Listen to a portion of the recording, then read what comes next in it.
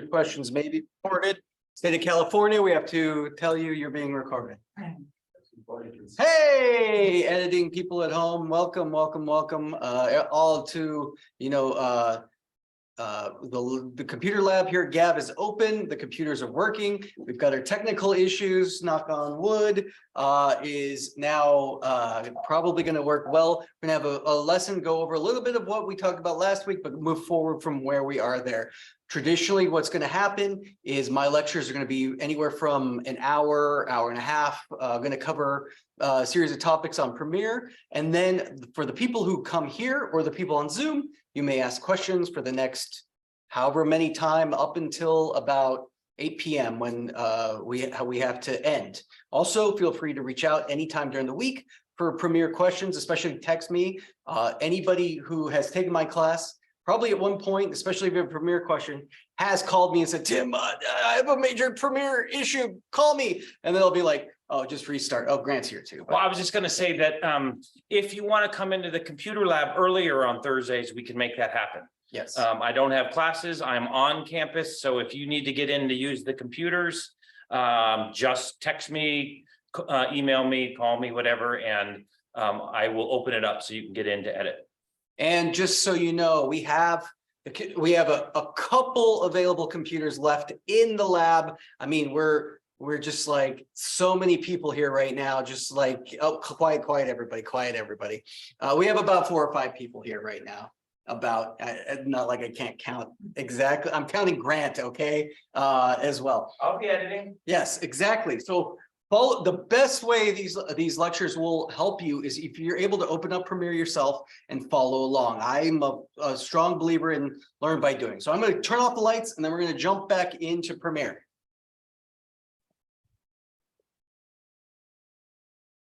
We're clearly recording the session, but if you want to come in Zoom, you can ask questions and follow along as Tim takes us through Premiere. Great. Right. All right, so if we're looking here, we have opened up Premiere and everybody in the computer lab is now on Premiere. Now remember, this is where we start with Premiere. Yours might look a little different, but mine, I already have a project that's going to appear right here that says it's recent. I had opened it about 6 minutes ago. It tells me my file size and type. So this is a previously open project. And remember, we open up Premiere and we can either do new project, open project, one of these two. You can also build a project. They're going to give you some reference videos to ingest. Now, I'm not going to do new project. What I'm going to do is either open project, or I can come down to the project that I made right here. I'm going to click on that. It's going to open up my project. And now we're looking at my editing layout right here. Remember, right here is my preview window. Right here is my program window. I have my sequence or timeline here, and I have my bins or media management project window down here. We can see my project window at Gab right here. It's going to bring up my bin that has brought in a ton of different elements already. And a reminder, you can double click in the bin here if you want to ingest any of your media. If you double click, it'll bring you in here. What's Argentina misspelled? That's interesting. What is that? All right, let's ingest Argentina misspelled. Let's import that. I'm going to be working with a lot of garlic footage. Okay, so it ingested that entire folder, and it should have done that. Where'd it go? Oh, looks like I only brought in one clip. Okay, so what I can do here, remember, is you can double click here to ingest. Yeah, I only brought in one clip because I clicked on one clip, or I can click right here, Argentina, and import the whole folder. It's going to tell me like, oh, you had a zip folder in here. Don't use that. Argentina misspelled. That sounds like pretty much what I would have done. Okay, so now I have all my footage ingested. What do I want to do from there? Reminder, I'm going to make a new sequence, file, new. We're going to do a new sequence. Or what's interesting too is when we get, okay, I'm going to do here, I'm going to say, okay.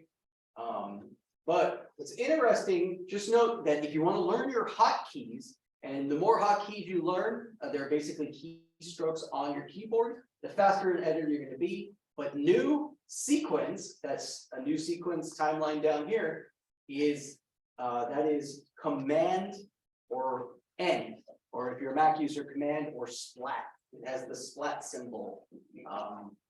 So I made my new sequence. It defaulted as sequence 1. We're gonna call this, I'm gonna call this practice, because that's my practice. And now I have my sequence built over here. Now what we can do, of course, is we can ingest our media. So you can see here's all my Argentina footage, which looks like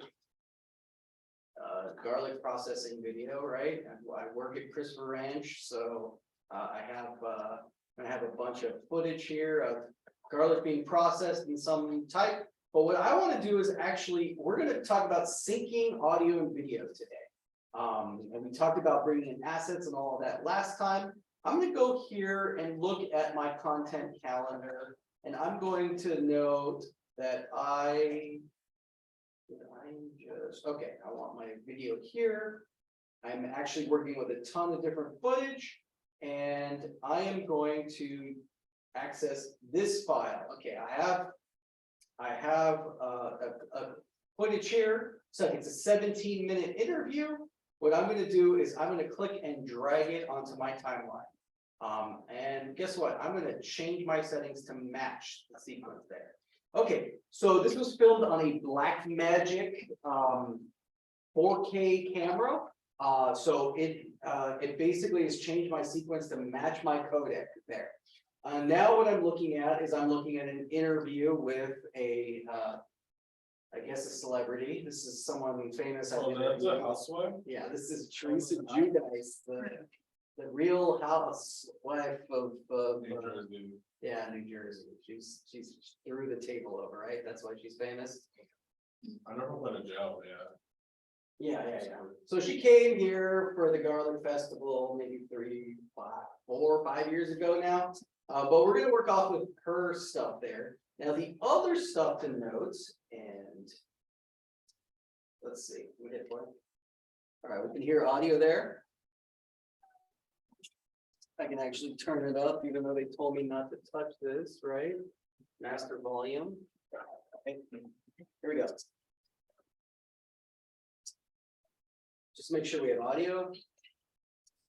Stopping. All right, we got audio going on there. What's interesting to note about this, of course, is of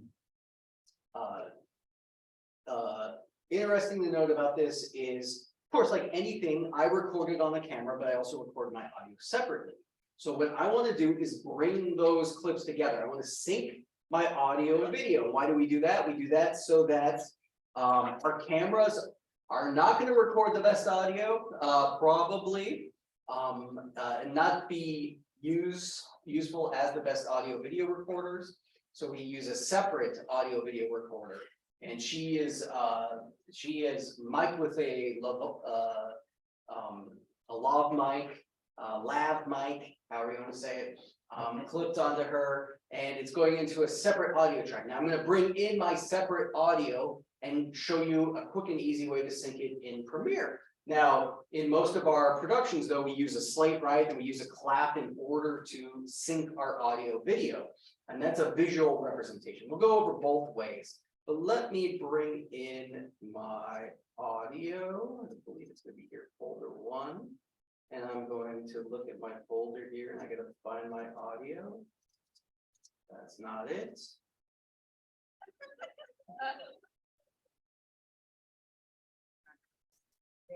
All right, that's my audio there. So I'm going to click and drag it.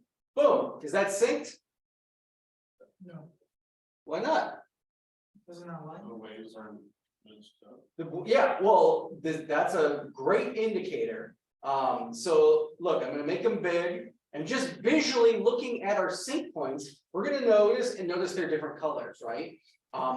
So I imported it, and remember, when we're looking at our sequences here, anything above the line is video, anything below the line is audio. And looking at our audio, we can look at this blue audio right here, which is actually a linked audio. Notice that when I click on it, it clicks the video as well. It's because it is synced to the original file. That came in the original file. I'm able to turn off that link if I'd like to, but basically what it's telling me is this is the audio that was recorded on the camera. And what do we call audio that's recorded from the cameras? My internal microphone. Oh, come on. Most of you have been in production class. What's what? Ambient? No. It can't, well, it can be an ambience more like what you're hearing in the room, right? But who knows what the bad quality audio that you usually get off your camera is called? Scratch track. Well, Grant, of course you knew it. Well, I was grilling them. Look, they're all sweating and nervous. No, scratch track. Think of it as scratchy, it's gross, it's not usable usually. It's your backup's backup, right? You're never gonna use your scratch track audio unless it's like an emergency. And then you probably just re-record, you loop it, but if we listen, I'm gonna mute. Okay, notice that there are things on the sequence that I'm doing. Right here, the M button, we didn't really talk about it, but if you look right here, the M button, that's mute. Mute is going to make this whole track quiet. So what we can do is now hit this.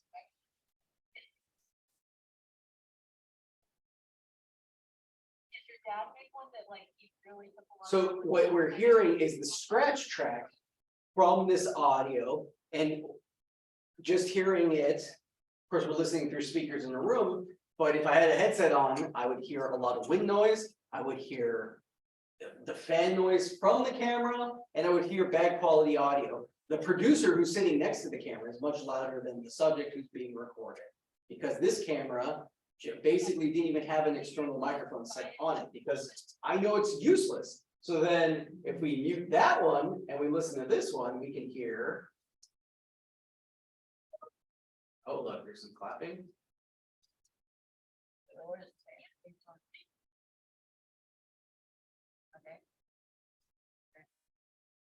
We can hear Teresa's voice much clearer.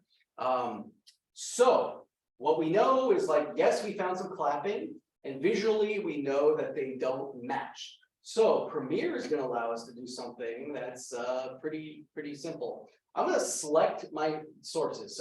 So basically on your timeline here, you can use your cursor and select, which is click and drag. Basically anything you draw this square rectangle in, it's going to highlight. And you can notice all three of these tracks were highlighted: video, audio, and our secondary audio. Now I'm going to control click or right click. It's going to give me this option of a whole bunch of different stuff, cut, paste, and we'll go through all of these, make sequence, but basically right here, that word says synchronize. And we're basically, synchronize is a long word for the word sync, which we want to sync our audio and video, right? So I'm going to sync. And now what's it going to tell me to do? Synchronize point. Now there's an automated synchronizing tool in Premiere. And basically the way that it does it is it's looking at the waveforms, and the computer is basically doing the visualization based off of your audio. Well, okay, there's three different ways you can do it. You could sync via time code. I wasn't recording time code like this. We can mess with some of the footage that we record where we actually have a slate and have the time codes jammed all together. But basically our synchronized point can do clip start, clip end, or audio. Which one do you think we're going to work with? Audio. Why? Why do you think we're not going to choose clip start? Because we're not using the audio on the clip. Essentially, if we chose clip start, it's gonna watch. I will choose clip start, and let's see what happens. Oh, look, it pushed everything up to the very start of the timeline, right? All of it's now synced. So do we think this is perfectly synced? Because essentially all it did was it synced everything by going to the very beginning of every single clip. Now that doesn't work because when we're recording in the studio, what's the process that the AD says? Roll audio, Yeah. roll camera. Yeah. All right. So speed, rolling, right?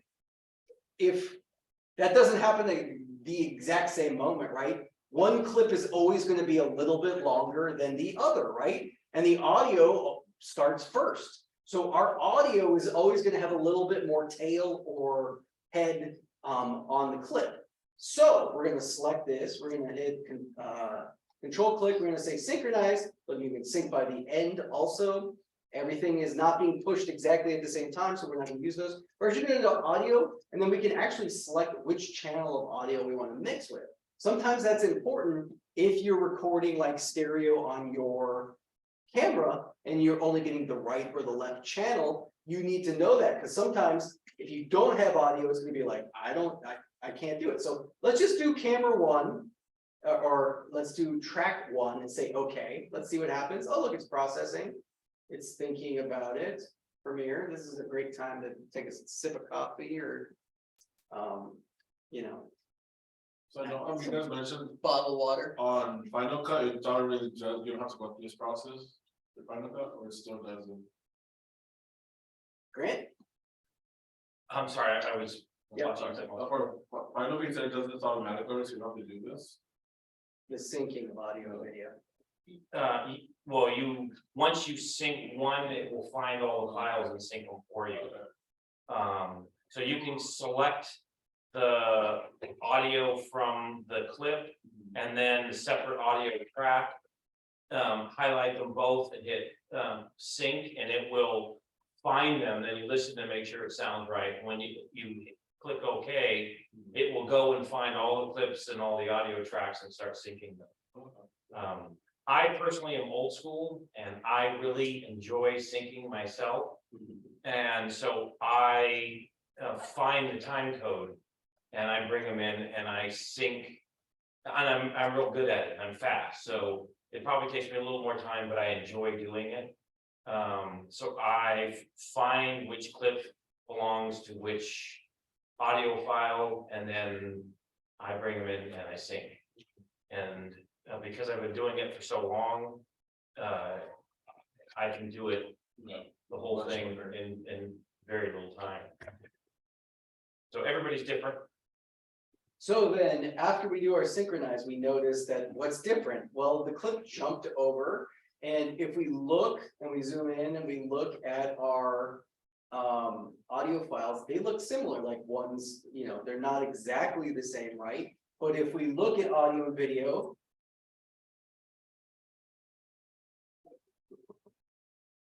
this woman works in filming, and that's how she gave a clap for the sync mark. All right, but no shade, but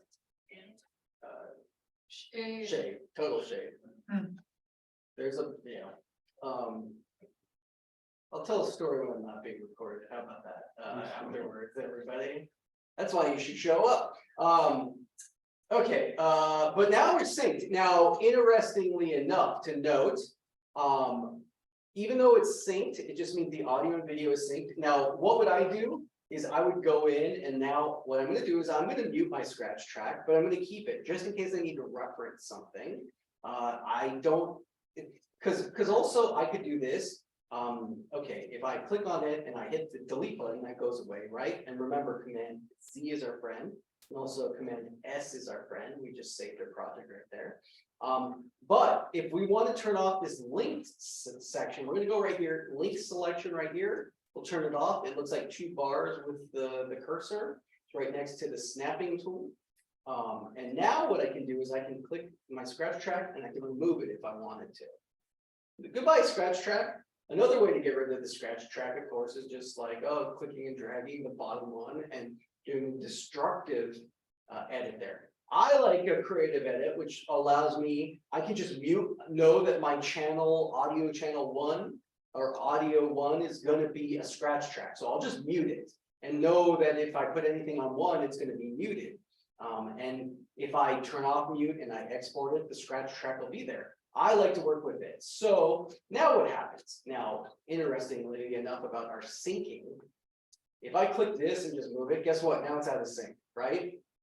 So what I can do is I can always select and move them together, but pretty much the way that I go from here is I sync to everything. And now I'm going to look through my interview And I'm gonna just listen and be like, okay, let's listen. Okay, she's gonna talk. I'm gonna use my blade tool, C for cut. I'm gonna blade tool that. I'm gonna scrub through and know that blah, blah, blah, talk.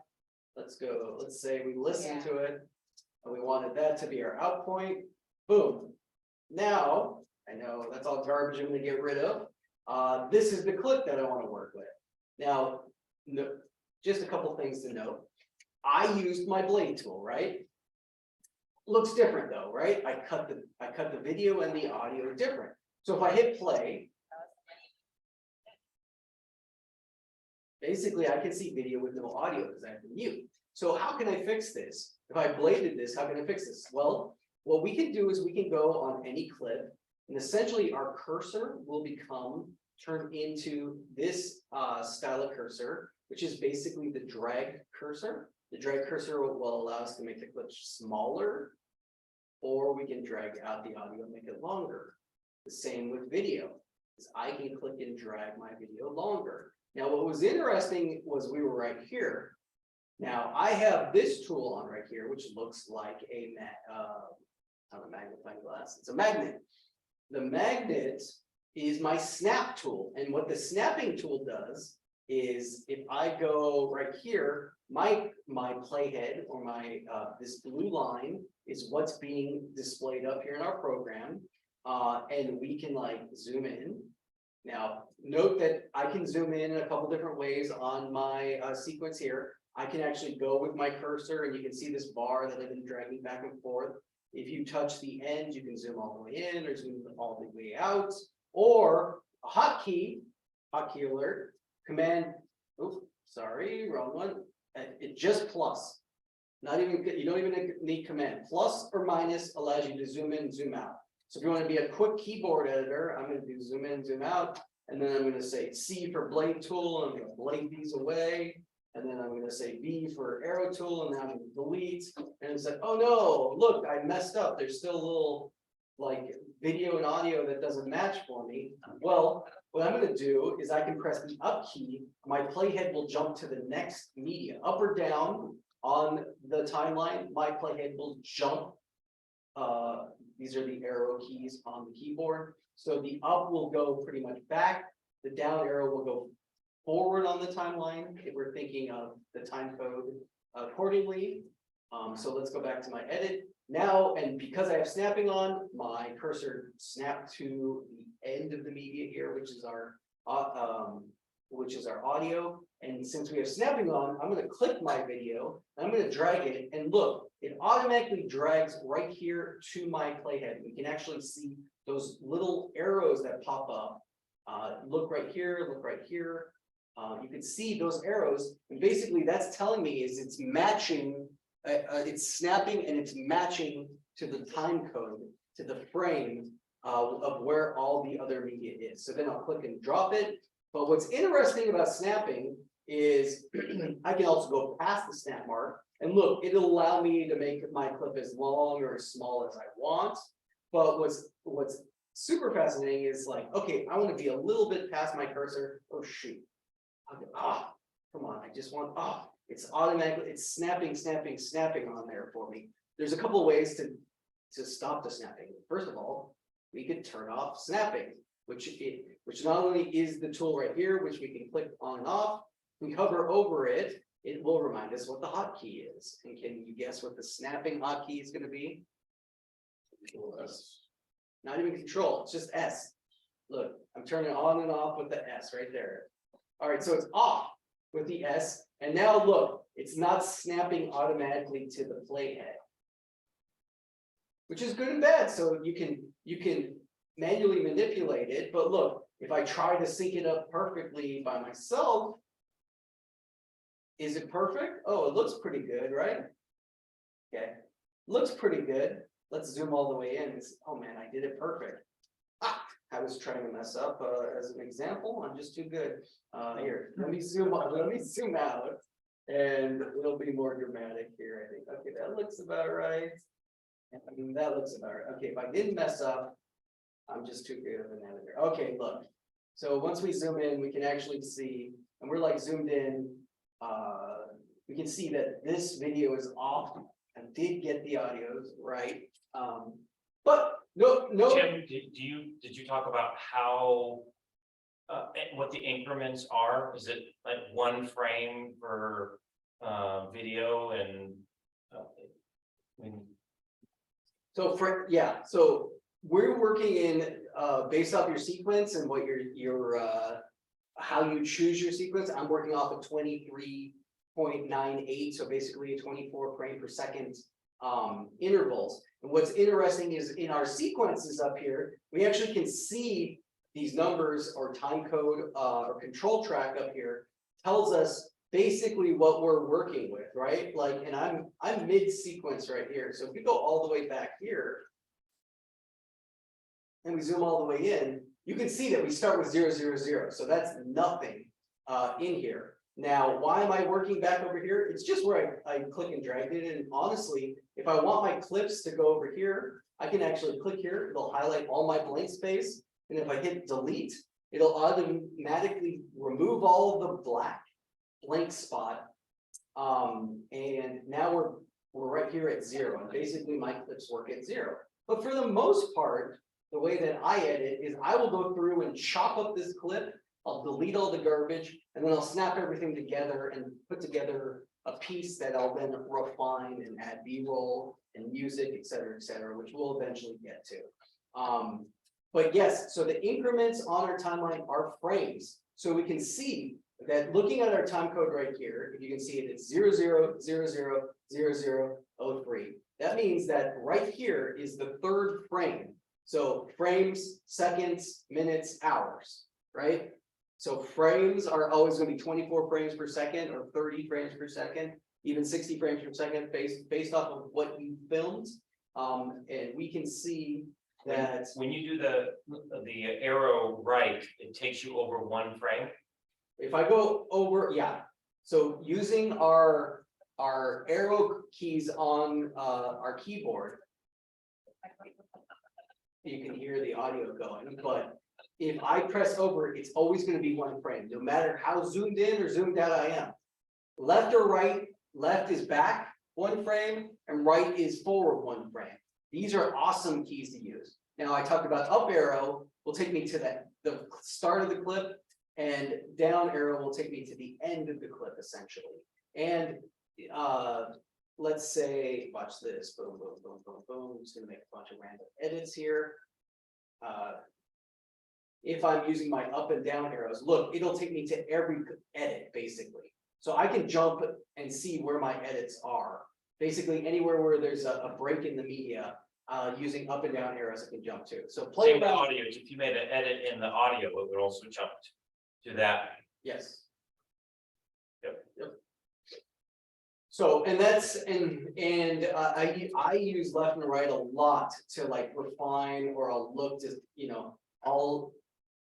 it's easier when we have a different edit, but let me grab a piece of media that's different. Let's go right here. Let's go to Argentina. We're gonna get some garlic. We're gonna put that in there. And now what I can do is I can go here, and sometimes I'll just trigger, I'll tab left and right to, let's say I'm trying to like match coloring. It's a great thing to use when we're matching coloring. Okay, so we synced our audio. We're pulling clips from our interview. We're talking about how to work in here. Now, the key interesting thing though is I almost always work with my snapping on. I rarely turn my snapping off. And why is that? Because the way that I edit, I like to drag and drop my footage down. So if I'm clicking and dragging and I'm bringing my new clip in with snapping, it'll snap me right onto it'll butt up right next to my media here. And with snapping, for my arrow tool, I can actually, I fixed I fixed my audio video so it's covering. Now I have my new thing. I'm gonna look when you drag close, it automatically wants to be right butted up next to it. Without snapping on, I'm gonna click this clip I'm gonna drag it close to here, but look, it doesn't tell me where to go, so I can eyeball it, I can try to get it as best as possible. But if I overshoot it, I'm doing a destructive edit, which means I'm deleting part of the previous clip. Or the whatever clip it's going over. Look, anytime I drag a clip over another clip, we can see it deletes the former clip. Does that make sense? Yes. Yes. Great.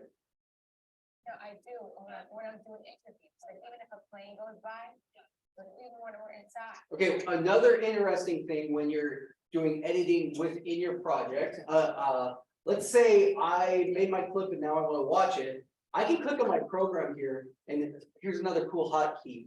Who knows what the tilde key is? Tilde. Nope. Well, Tilde Swinton's a great actor, right?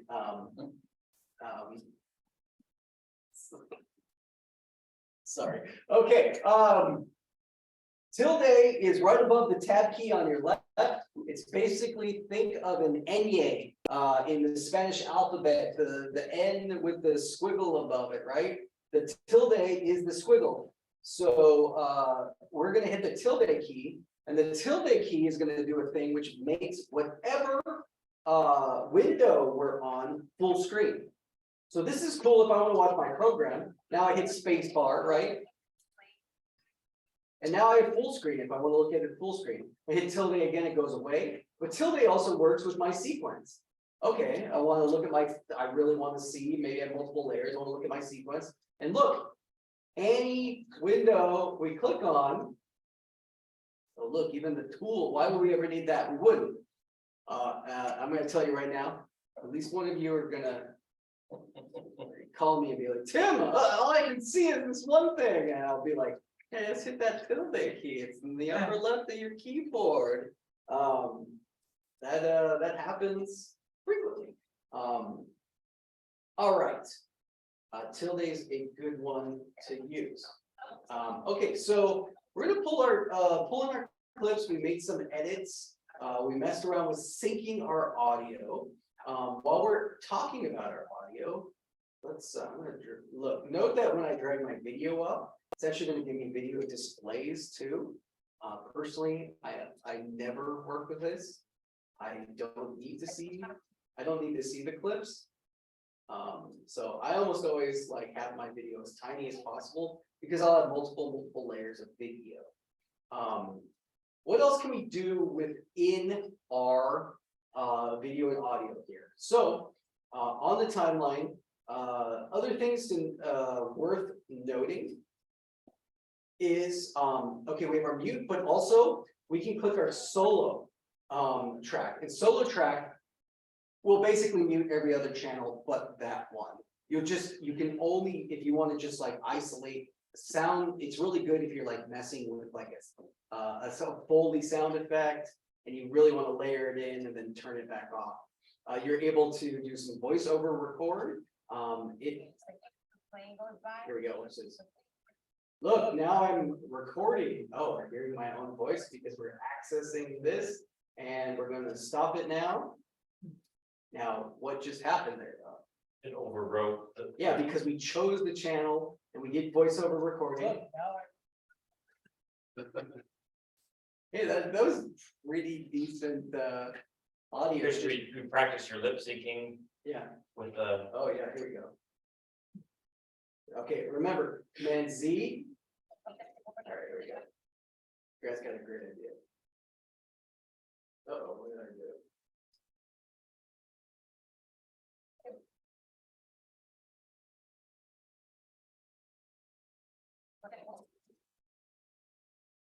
Oh, my plane. The problem was my playhead was at the end, I believe. Or maybe it is just not working for me right now. So let's see what happens. Let's do this. Oh, I was clicked on video. That was the problem. Okay. No. No. Yeah. Yeah, it's really important. It's in movement. I love garlic. It's really cool. And you know, watch the Real Housewives of New Jersey. So now we can do that, we can see how well my impression, my lip sync was. I love garlic. It's really- The Real Housewives of New Jersey. So there's some fun stuff you can mess about with. Now, let's say like we did like that, what can we do? I'm gonna drag and do that, and look, why does my, can anybody have a guess? Why are there lines in the middle of my audio? Oh, levels of the sound, yes, it's our levels, which are our audio levels, right? And you know- defaults at what? Negative six. Defaults at zero. Zero to start with, but know that zero isn't gonna be uniform, it's gonna be based off of whatever you recorded it at. And because of that, we're able to make it louder or quieter. How do you think is an easy way to make it louder or quieter in Premiere? Just the volume levels. Sure, how do we do that? What do you think? If I first click on the audio and then.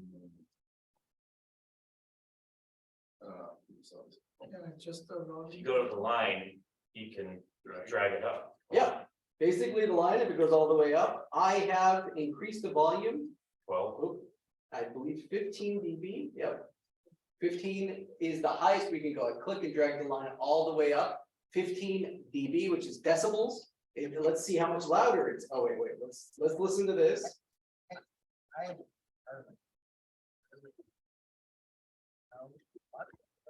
That's what it sounds like. Let's bring it up to 15 decibels. Now let's listen to it. I love garlic. It's really cool. And you know, to watch the Real Housewives of New Jersey. So the main thing to note, right, is where the speakers are only so loud. I could have really turned up the speaker volume. Where we need to pay attention is our audio levels over here. And remember, we like our audio levels to bounce somewhere around -12 to be audio. And that's gonna be like a normal talking, maybe an interview. You know, obviously you can make it lower or higher based off of what's happening, right? Like you don't want your whispering. If your character's whispering, you don't really want them at -12, right? If you want it to sound like whispering, but you do want it to be legible in a theater setting, in an audio setting, right? yeah, so in our television class, Tim and I talk about how with film and television, there's a range. It gets louder when there's music, and then when there is no, musical score, there will be times where there's almost no sound, or it can vary a lot. In commercials, they have the volume at max for everything. And have you ever watched television and then suddenly the commercial comes on and it's so much louder? It's not that the volume was louder, it's that they push everything to the max. Where television program has that some things might get to the max, but it is at a lower level. So it seems like it's louder, and that's when they grab your attention. That's their way of trying to sell their products, because it's hits you over the head with volume. So what's interesting too about Premiere is I actually went to window and I turned on my audio track meter right here, which then accessed this window, which was up look, I can go back to my preview window, but basically it had a new tab here. And when I hit play, we I can, love garlic. And it's Right? really cool. okay, we can see that we can actually watch the audio meters, and then you can use these meters to master your audio at the end of a project. What does that mean? That means okay, we're gonna look through and actually let's turn on everything. We can actually see all the audio meters for each individual layer. So when let's say one's Foley, one's music, one's voiceover. And so we can say okay, well, this one I want to bring all the way down to -infinity. -infinity means it's basically not there. This one, let's go somewhere in the -10 range. You know what? Number 3, Let's bring that one down. We'll bring that one down to 96. And then guess what? Let's add another 15. Oh, wait, sorry. 3, actually, let's make 3 louder. And then the mix is the overall mix, the volume of everything. So let's see what happens now when we play this.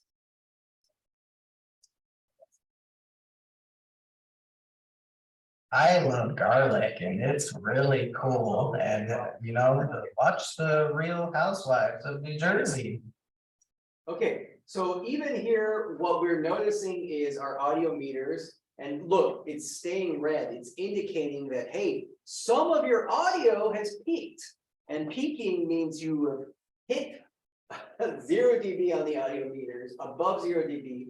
And once you start bringing your volume all the way up and staying consistently in the red, you are causing your audio to what's called overmodulate. And overmodulation, we can hear it. You can start to hear it in my voice. I love garlic. You hear that tinniness in my voice? Well, that's because basically our waveforms, right, go up and down, right? Like we can double click here and we can see our waveforms, right? Okay. So we can look in our waveforms, you can see they go up and down, and they're round. Well, an overmodulated waveform, let's see, this is showing me pre, not post. But check this out.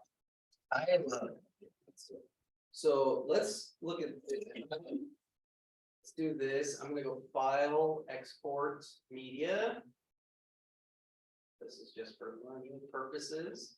You get to learn how to export something before the exporting lesson. Audio example. And then I want it to just be audio.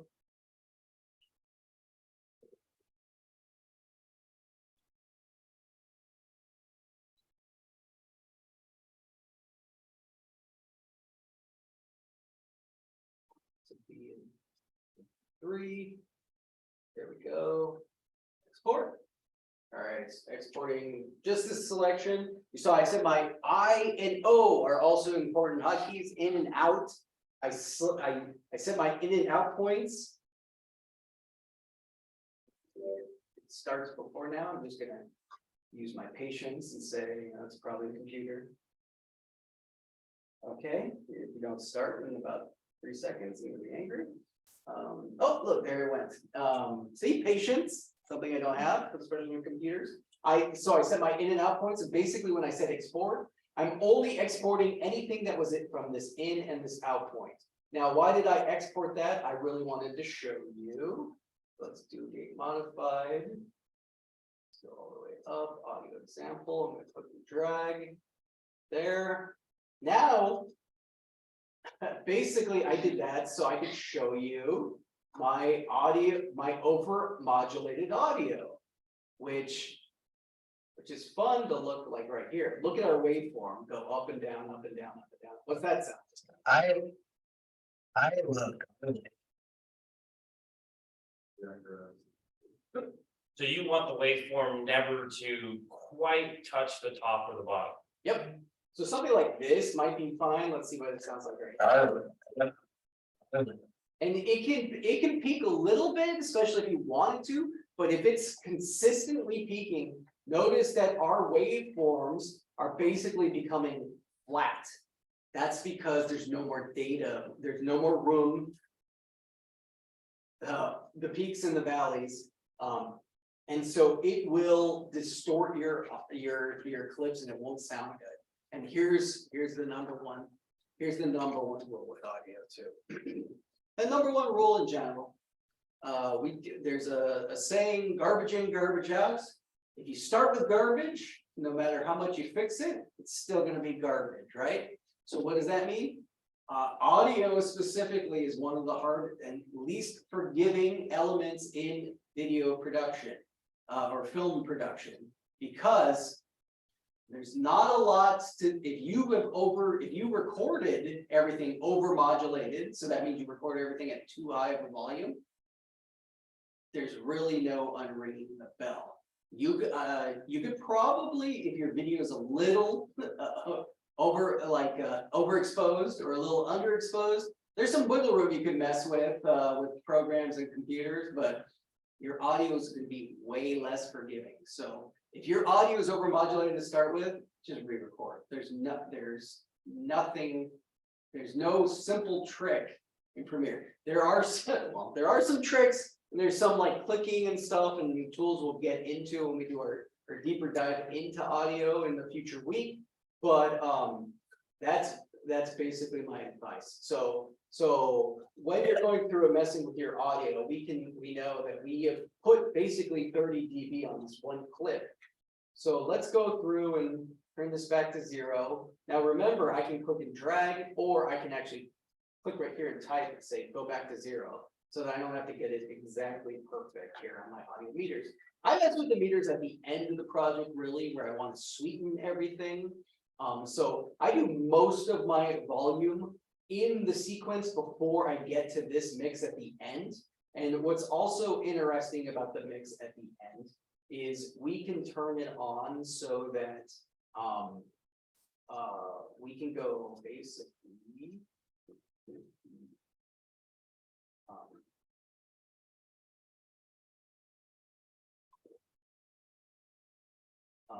sorry, I forgot what I was talking about.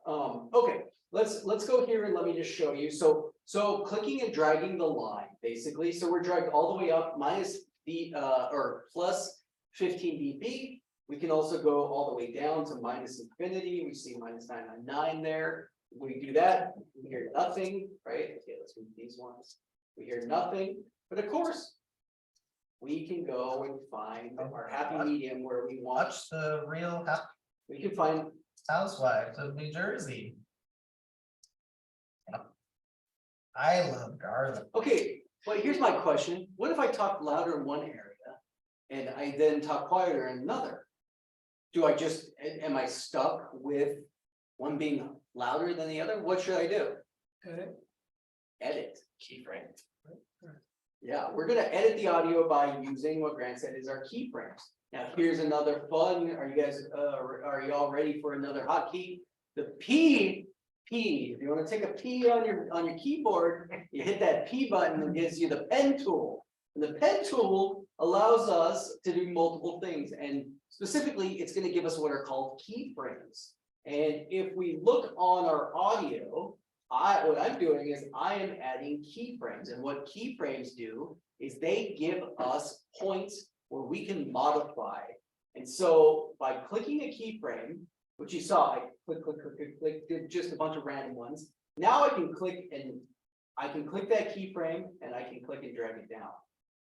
Oh, wow. All right, so let's see what that does. It's really. So basically it fades down and fades up. So think of the keyframe as we're making a basically in audio, in video, going up and down in your visuals is a fade up and a fade down. This or it's called a dissolve in video. This is basically a fade up and down. Now, what's fun about the keyframes too is I can go through and be like, I want to isolate just a specific word. What I'm going to do is use multiple keyframes here. I'm going to go through here and based off of, notice how close my keyframes are. That's going to be how fast or slow the fade is. What does that mean, Tim? Okay, well, look, I essentially can go one frame next to each other, and I'm going to go right here. And now, whatever this word is, I basically have cut out. Let's take a listen. Garlic in it. So we got rid of it. Garlic. Your boss is gonna be angry. Yeah, just garlic's fine. All right. So watch this. If I do my keyframe here, I love garlic. so you can see the volume goes up or goes down. So you can do a fade, and this allows you to like control your music. I use this to like bring music up, bring music down. I want to control my volume. Also, what's interesting about our keyframes here is I can click on that and be like, I don't need that one anymore. I'm going to delete it. I'm going to delete that one. In fact, I'm going to go through And I'm going to just click all of these keyframes. I can click and delete, or I can actually hover my pen tool over it and which one is it? Shift? Shift, no. No. What is it? Sorry, give me a second. So one of the things that I do quite a bit when you're mixing audio is it's rarely one track. It's nice to have an ambient track, which is, let's say, Sophie and I are walking down the street. I would get some city sounds with birds chirping or traffic noise or whatever, and that's the constant all the way through. Then we're having a conversation, so I talk and then she talks and back and forth. And we might have lavaliers on, and so when I'm speaking, we use my lavalier. When I'm not, it goes all the way off. And hers will be off when she's not speaking and on when she is. But then you also want to, so I'm not talking constantly. I have breaks, and that section in the middle, there might be noise or whatever, so you're constantly adjusting. And the way I do it is keyframing. So I will use devices, and Premiere has things like it will noise reduction, it will eliminate, and I start with that. Then and I don't know the different terms that Premiere calls it, but I start with those things, but then I fine tune with keyframing. Every single project I do that, and so that you get nice clean audio. And by the way, the other thing I wanted to mention as you were doing this is you have to be organized with things, especially with audio, because things can get lost and you get confused. You can delete them by laying tracks over. What I do, and you can do it differently, but what I do is I put in the first few tracks is all dialogue. It is what the actors are saying, the recordings of them. Then I start to do things like the looping or the ADR, and that's below the original audio tracks. Then below that is Foley for all the sounds. And then I use ambient sounds that I've recorded or I've imported from other sources. And below everything is the score, the music that you use. And oftentimes score or music will be long pieces, and you don't want, when you want to drop them in, you don't want to delete smaller things like Foley or that you might not see it, but when you bring it in and you lay it over a track, suddenly your Foley's all gone. And then later, you know where things are. If you, hey, I want to turn off the music and I just want to hear the Foley, you can very easily go and then mute certain things. So some kind of organization, I think, is really, really smart when it comes to audio. Video is less, we have fewer layers. I'm a very kind of visually linear person, and you're very checkerboxed, right? So Tim likes to have. Checker box would be like an edit like this. So basically I had my B-roll here. Instead of doing B-roll, I instead of like destroying, doing a destructive edit here and layering basically on a layer, I'm gonna put my B-roll up here, and then I still have essentially my B-roll's the garlic, and then I still have Teresa under it. Basically, I like to leave that because then I'm refining my edits. And knowing me, let me just pull whatever this random is going to be. The way my brain works is I end up doing a ton of checkerboards. Just do that. So sometimes I'll have sequences that look like something like this. Well, that to me looks just confusing, but everybody's different. Both Premiere and Final Cut, Avid all allow you to do a variety of ways. Now, while I have definitely my audio looks more checkerboarded, Because there's many, many, many You're layers. gonna have a ton of layers with audio, no matter what. You don't have to have these layers with video.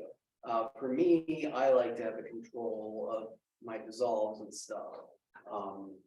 And like Grant said, it's just how your brain works. Me, I look at this and I can see what the edit's gonna look like already, just knowing. If I know my clips, just from this, I know where it's all gonna land. So half the time I catch myself just watching the timeline rather than looking at the clips when looking at my program afterwards. But that's, I got 10,000 plus hours of video editing. So I sometimes have, sad but true, Do you use your flip tool? I dream in this. I almost never use the slip tool. That's something that I do a lot. So the slip tool, which is right here, or ripple edit slide tool. Slip is ripple, I think, in here. So the slip tool right here is actually. Yeah, there we go. Sorry, let me turn on. See, I don't use it because the slip tool is more a tool for a linear editor like this. So the slip tool is, we're gonna, oops, I'm back on my arrow. Let me get to ripple, which is B.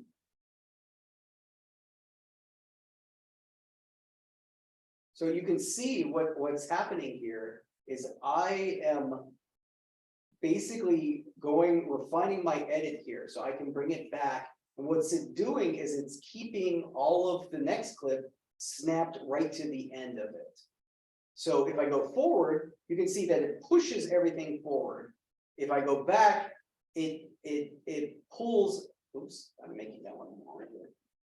Grab the wrong one. Okay. So I'm making this one, all of the other clips come back. So that's the ripple. The slide is basically the same thing, but what the slide is doing is it's moving the two clips without pushing everything else. So essentially, think ripple is additive. So you're basically stretching your clip out and adding more frames or seconds from the clip, whereas the slide tool is basically sliding the clip over the next clip and removing and basically making the next clip shorter. Does that make sense? Yeah, the way it works in Final Cut is when you have a cut, you can click on the cut and then drag either way, and it doesn't adjust the audio. So essentially you can make the cut earlier or later, which I find so helpful. I use that constantly. See how that's adjusting your audio? Yeah, you would use it's this one that you want to do. Oh, wait. Yeah, but yours, that's moving the whole clip.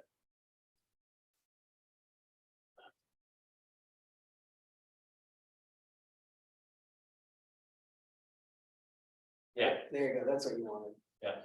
Sorry. So end tool, which is the rolling edit tool. That was the one that you wanted. Yeah. Now, all of these tools too, especially if they have arrows over them, you can click and it'll give you the couple different options of the tools.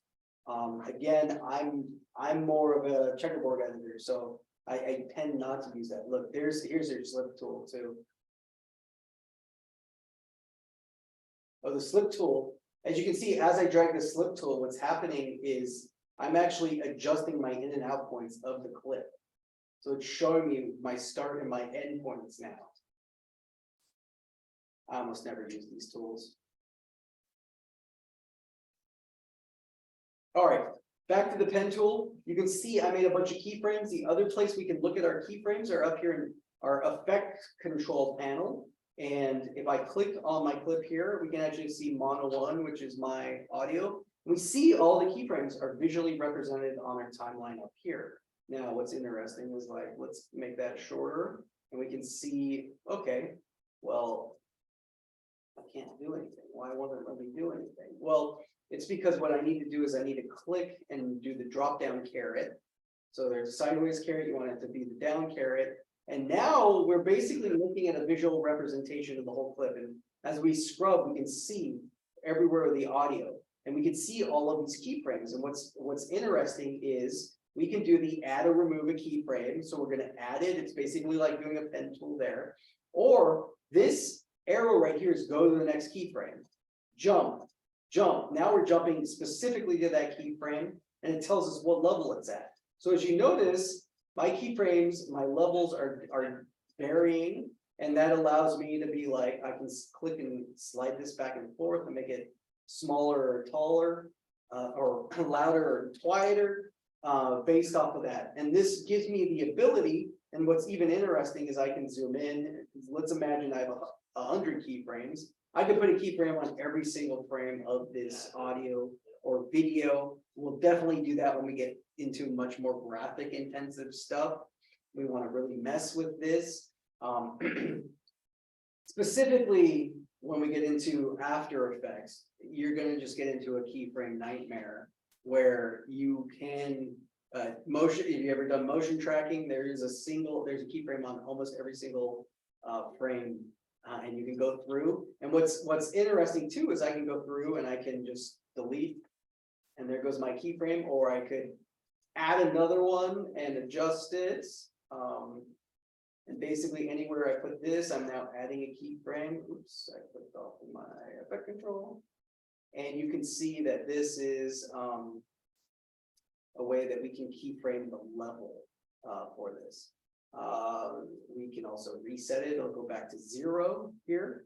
And again, of course, splat Z, command Z to undo anything that we might have done. Questions about keyframes?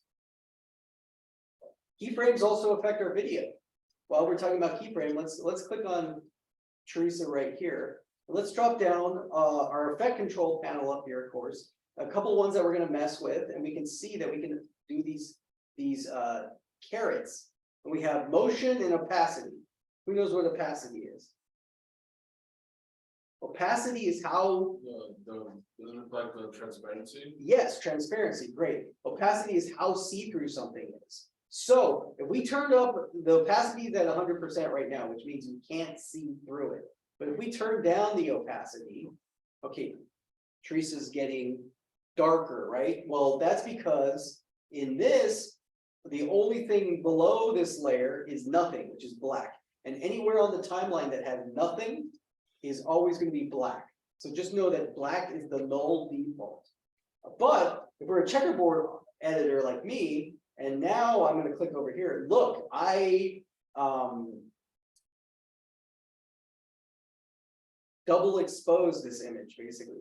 Is that the right term, Grant? I'm trying to think the double expose. Basically, by affecting her opacity, I can, show the garlic in here. Tim, flip the two images and now show why can we not see her now? Does anyone know? Yeah, the one that Tim said that last time, the one on top is dominant and it's got 100% opacity. If you brought it down, now suddenly she's starting to come through. What's also interesting is see these little clock, these are supposed to be little clock icons, but turn my clock icon on, I basically am turning on an opacity layer. Or I'm turning on a keyframe. Now I have a single keyframe. What does one keyframe do? If I just have one keyframe, it does nothing. Just means that whatever the value I chose there is what the whole clip is going to be. But the second I have a second keyframe, I have two keyframes, and I'm going to make the other keyframe 0. And now this keyframe, I'm going to make 100. So essentially, what I have done is I've created what? Let me hit play and let's take a look. What did I make there? By making a 0 opacity keyframe and a 100 opacity keyframe. Transition? Basically a transition, a dissolve, right? A cross dissolve. So essentially, we go from 0 to 100%. Well, what we can also do here is actually, now that we're messing with it, we can add some keyframes where we don't want it to be 100% quite yet. We want I can go through and mess with our opacity. And just know that in between the two keyframes, if we have a different number, it's always going to be transitioning from where we have 0 right here, right? Everything on this side of this keyframe is 0. Anything, what number do you think is going to be if I click right here? Higher than 0, right? So I click here, it's telling me it's 7.9%. Well, that's because the next keyframe is 20. So in between here, it's going from 0 to 20. So it's basically slowly incrementing based off of how close the keyframes are to one another. So if I pull my keyframes, it's a very slow dissolve, right? We're going from, oh, look, we even ran out of opacity, right? Are we on this one? Oh, it's because I don't, okay, I fixed it there. Now watch. It's a slow transition to 20%. But if I put my keyframes right next to each other, it's a fast transition to 20%. And so that's your distance of your keyframe is going to matter when you're messing with it. Okay, so opacity is basically like our opacity, I would call like our volume of our video, like how much of our video can we see? And also, what if we want to get rid of all these? Well, I'm going to turn my, I can turn my keyframes off. It'll like, hey, it's going to delete all of them. It's going to say, okay. But just note, wherever my playhead was, it's always going to be at 19%. Well, let's go back to 100. The other thing to note in here is we can actually do a mask. Look, we can make her think about garlic. Or, you know, well, let's give her a garlic face. So essentially we created a mask, and the masks allows us to mess with it a bit. Feather, we can do the mask opacity. All right. Now what's interesting too is the mask path. The path means we can actually, if we turn on our keyframe here, and we're gonna go, oh, look, she moved a little bit. So let's click back on her mask. Move it back over here. Now she moved a little bit there. Let's move back. Blah, blah, blah. This is where you can get into frame by frame. I'm just showing you. All right, now let's watch our clip.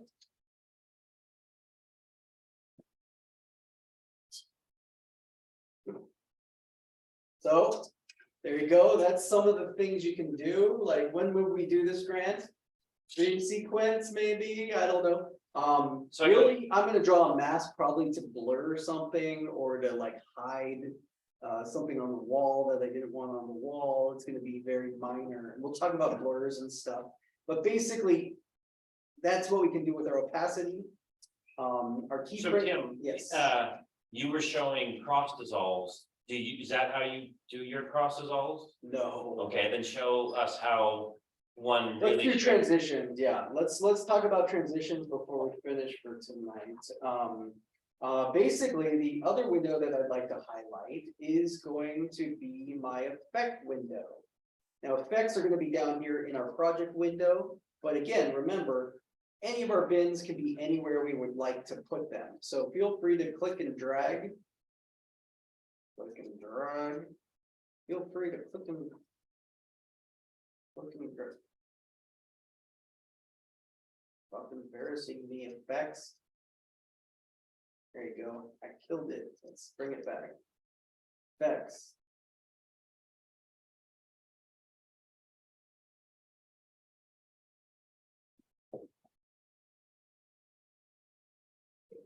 What? Here. Yeah. Premiere. Come on, Premiere. What are you doing?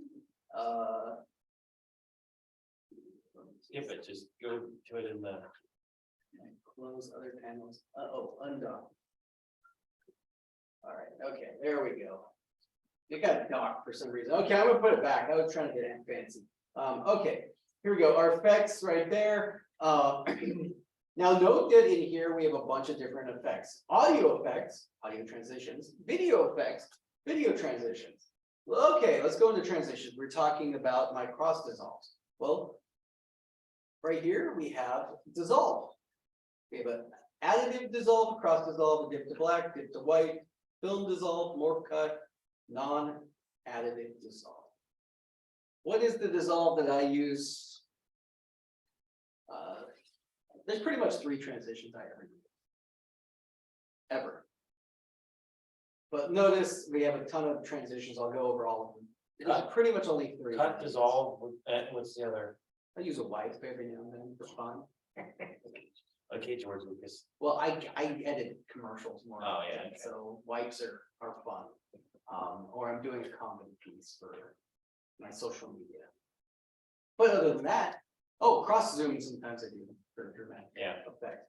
But my cross dissolve, so I'm gonna click here and I can click and drag. And basically you can see I can drag this onto my timeline.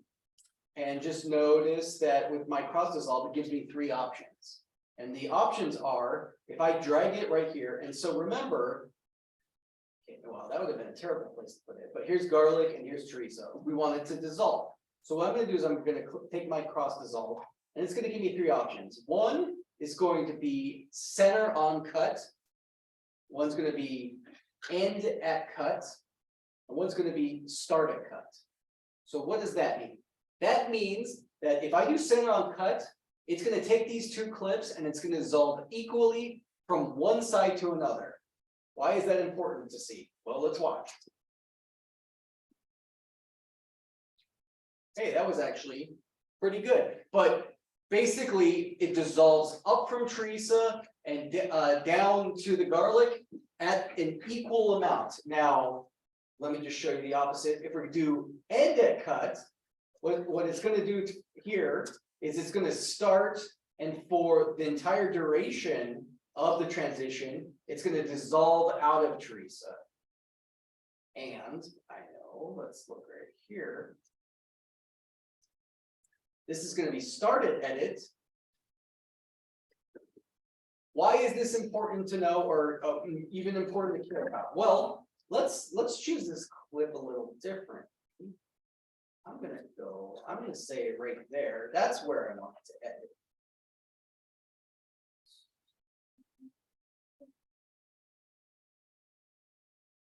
So this is a straight edit. Okay. Now, if I use my cross dissolve, and I use center on cut, what's gonna happen here? Well, we're actually gonna see that movement, right? Like this is a bad dissolve because we're seeing the movement, it's distracting. Okay, so maybe center on the move is bad. What if we do over here? This is end at the cut. You're still dissolving in the movement, and I find that to be distracting. Well, okay, I guess maybe we need to start at cut. That's better, but the other thing to note about your dissolve here is our cross dissolves, unless you change your default, are going to default, and we can double click on a cross dissolve. They're a second long cross dissolve. So what I can actually go in, I almost always, if I'm using cross dissolve, will do a 15 frame cross dissolve. That's about half a second. And we can see that when it dissolves, it's less dramatic of a dissolve, but it's also quicker. Like I find dissolves to be kind of boring to watch, and are usually only in there if I'm trying to hide a weird, like if my frame, I'll use the dissolve to, like, if I have a bad framing issue, I just can't hard cut, right? Like if it's a jump cut, I use the dissolve to like hide a jump cut. Also, what we can do with our clip is look, if my pen tool, if I hover over the dissolve, I can actually click and drag, and look, I can actually make it a really long dissolve if I wanted to. And what's interesting too is your dissolve's only going to be effective if you have enough media to mess with it. So what does that mean? Well, that means is, let me choose my garlic clip here, and let's actually drag it out. Yeah, I'm going to drag it out. So let's say, okay, I want to transition But if we see this little arrow on your clip, that means that we're actually dragged all the way to the very first frame of your clip. So what does that mean? That means no problem, we can cross dissolve, but the only cross dissolve it allowed us to do is start on edit. But if I click and drag my cross dissolve here, it won't let me center. I can't center on cut and I can't start at cut. Why is that? Because there's no media to pull that dissolve from. So essentially black up until this very first frame. Does that make sense? Look, if I click and drag my clip and now I pull that there, now it's going to allow me to do a center edit or start edit, basically with my dissolve or center dissolve or the start dissolve. That's because there's actually a tail and or this would be the head of the other clip. So there's actually media that you can transition over. Does that make sense? Let me show you in checkerboard. If that's not ringing true to you, let me just show you in checkerboard. So a checkerboard edit here is I'm going to take my cross dissolve and basically I'm going to cross dissolve here. Now I want to cross dissolve to this next clip. If I leave it like this, my cross dissolve actually becomes a fade to black because there's nothing under here for it to dissolve to. But if I click and drag my clip over here, now look at my cross dissolve. So essentially, this is a visual representation of what's happening on a single line. Is basically we're dissolving from this one to that one. Does that make sense? Yes, yes, yes. Great. All right, so let's just go over transitions. I think we'll call it quits for today. Cross dissolve. Okay, dip to black. That's going to do exactly what it sounds like. Fade up, fade down. Can you guess what a dip to white is?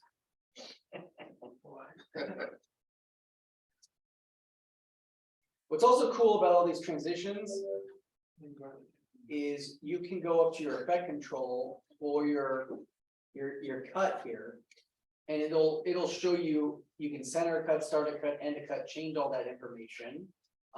It's going to show you the white here for this one.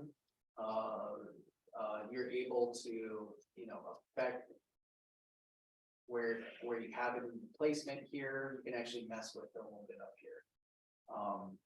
All different ones will have different controls as well. We'll go through it. A film dissolve. That's a great question. What's the difference between a film dissolve and a cross dissolve, Tim? What is it? I don't know. If you figure it out, you tell me. Okay, it looks exactly the same to me. Show them a morph cut. Morph cut's fun. Although, why would I ever use a morph cut? Okay, so a morph cut is when you don't have B-roll, which I will be super judgy of you. If let's say I need to look at this edit of Teresa, she basically jumps in the frame, right? Teresa to Teresa. This is going to be a bad morph cut, I can tell you right now. But the morph cut it's going to analyze the background, it's going to try to match her and hide the jump cut. But I'm going to tell you right now, it doesn't work. It's no good. Tool, I always see them. That's why shoot B-roll and just cover your edits, right? Like, especially if you're doing an interview like this. Okay, so let's see how good it is. Oh wow, that was great, Tim. Also, isn't it still rendering? Well, it gave me a preview, but basically I can hit render.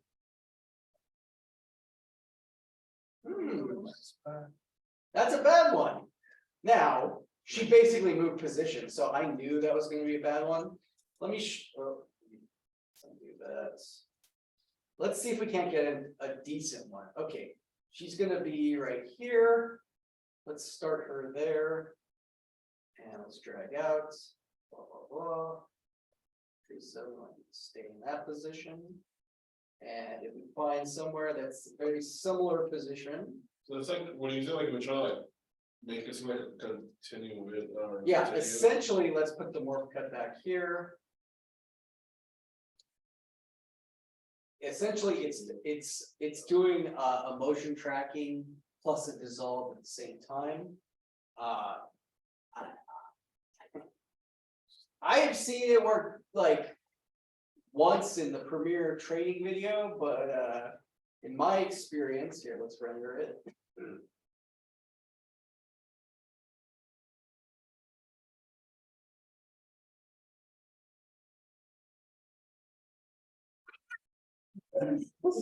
Alright, very slow. Let's see if we make it shorter, if that's gonna affect anything.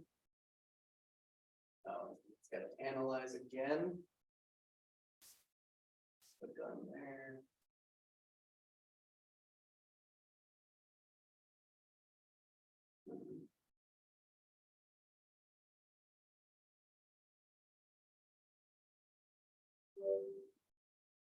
Okay. Oh, it is analyzing, sorry. Waiting for it to add.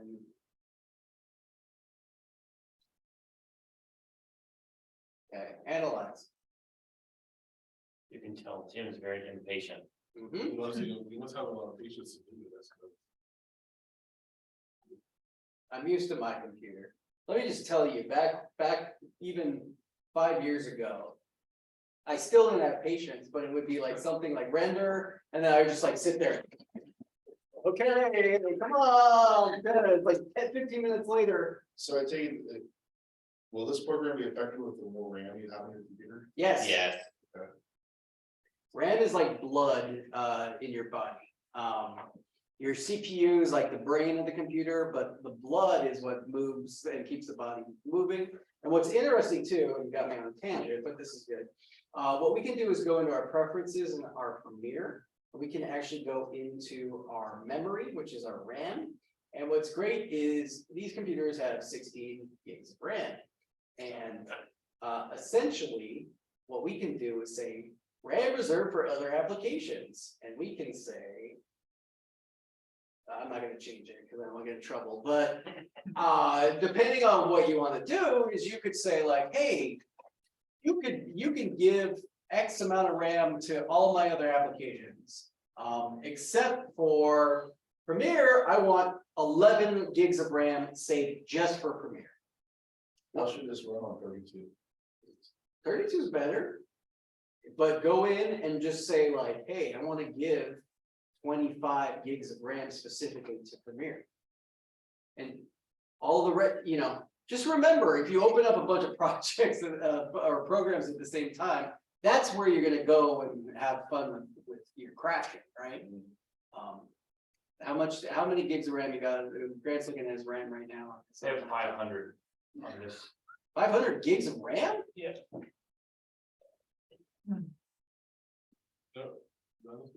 What? What's up? I don't know what I'm talking to. It's the new one, the M2 processor, and it's got 8 slots and. I got the most RAM for every slot. That's fantastic. I'm so jealous right now. Yeah, that'd be great. My laptop crashed 5 times yesterday, so that's great. All right, let's finish our transition. Sorry, I got distracted by RAM.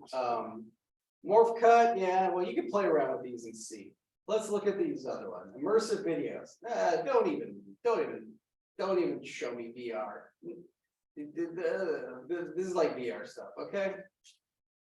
We can talk more about this. Iris, who knows what the iris is? Anyone see? I must feel like you should investigate, play with it. They're fun ones, but Yeah. but think of, well, my problem is, we say that and then we'll get a video that has like every single transition grants, and that's not good. But anybody watch a black and white like Charlie Chaplin movie where like you can actually see where they end the movie and it like becomes a circle and closes down? Well, they're basically closing the iris of the camera down as a transition. I think it's, you have a cut between the two. Yeah, that's why it was a bad idea. Do that. Let's do our diamond iris. There you go. Whoa, see that? And you can click on here and you can actually change that we can reverse it.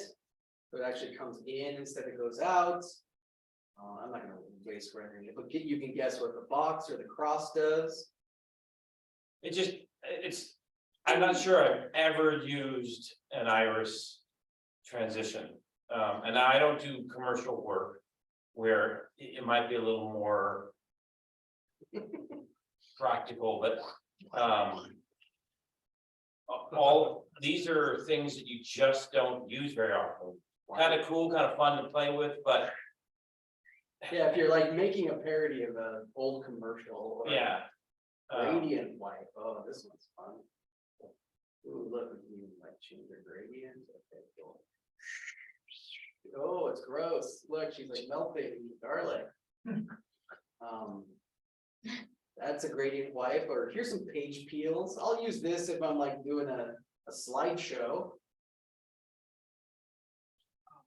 Maybe, I don't like the page peel. Maybe it's the page turn that I like. I definitely have used this. I'm sure at some point, since we're all video editors or video people, someone will have a funeral or a wedding or something. They'll ask you to make a slideshow for. This is a fun place to where you would use the transitions. Center cut. This one I've used. I've used slide more than push, I think. If you edit my funeral, please do not put any of these Great. in my video. You don't get a choice. I'm doing nothing but Oh, great. this transition. Mom, you're Change gonna it. play Yahoo sax the whole time too. All right, here's a whip. You know, this is one that I think actually could be used. You should use that one actually. Yeah, I mean, I think two of the films in the 72-hour film competition had used these.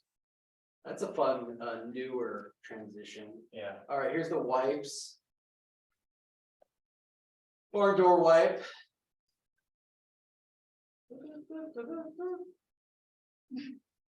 Here's a transitional or a traditional wipe.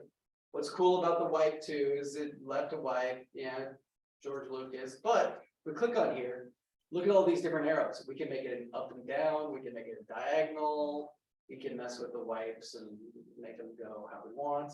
Look, we can add a border.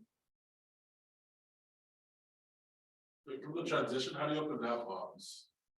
It's in effect controls. And basically, if you just click on your transition, it'll open up. You have effect controls up here, then you can mess around with all of this. You can reverse the white and you can make a yellow thing, make it nice and hideous. And then we got a zoom. This is a fun one that I use sometimes. I almost always only will put it in, and I almost will always. In a second, I think it's too much, but like 10 frames, perfect. Let's see. Even shorter, maybe. Something like that. I like the sound effects. Well, that's what it is. So those are our transitions. Any questions about keyframes, audio, or transition, which is basically what we covered today. By the way, also, since we talked about video transition, check out the audio transitions as well. There's a lot less. It's basically built-in fades, constant power. It's an equal fade. Exponential fade is a much sharper fade. The audio goes away faster. And a constant gain brings up the level of audio before it goes away.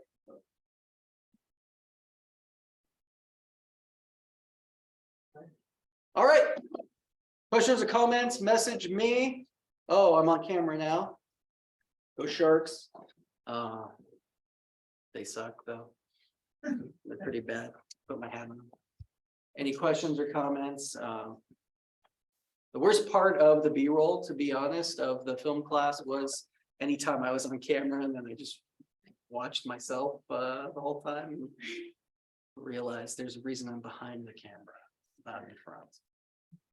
If you ever want to see some embarrassing footage, I'll show you Tim as We'll watch Superman. Johnny the Boss, No, that's been lost. Lost in the AI Film Institute's. All right, thank you, everybody. Yep, we'll see you next week. Oh, but the people who are here, feel free to bring up your stuff. You can work on your own stuff and ask me questions. We'll be here for at least 15 more minutes.